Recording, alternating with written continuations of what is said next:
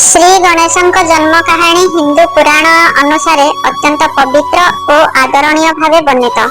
कथा अनुसार मां पार्वती निज देहर मळीरु गोटे सुंदर बालक सृष्टि करथिले एवं तांको जीवन्यास देई निजर पुत्र परि रखिथिले।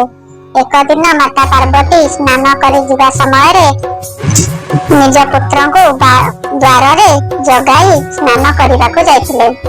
जेहेतु से स्नान करुथिले ओ केही मध्य भीतर को प्रवेश करिवे नहीं। एही समय रे भगवान शिव तांको गृह को फेरिले। द्वार रे थिबा सेही बालक शिवं को चिन्हि नथिले ओ तांको रास्ता रोकिले। एथिरे शिव क्रोधित होई तांकर गणमानंकु युद्ध करिबाकु कहिले, किंतु सेही बालक बहुत शक्तिशाली थिबारु समस्तंकु पराजित करिदेले। शेषरे शिव निजे युद्ध करी बालकंकर मुंड काटिदेले। यहा देखि मां पार्वती अत्यंत दुखी और क्रोधी हेले। पृथ्वी को नाश करिबाकु चेतावनी देले। से निज शक्तिरु भयंकर देवी मानंकु सृष्टि करी समस्त लोक को कंपित करिदेले। देवता माने एही भयंकर स्थिति देखि शिवंकु उपाय खोजिबाकु अनुरोध कले।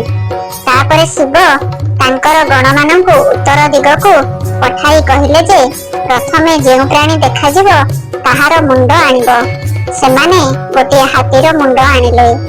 सेही शिव सेही मुंडकु बालकंक शरीर रे स्थापन करी तांको पुनर्जीवित कले।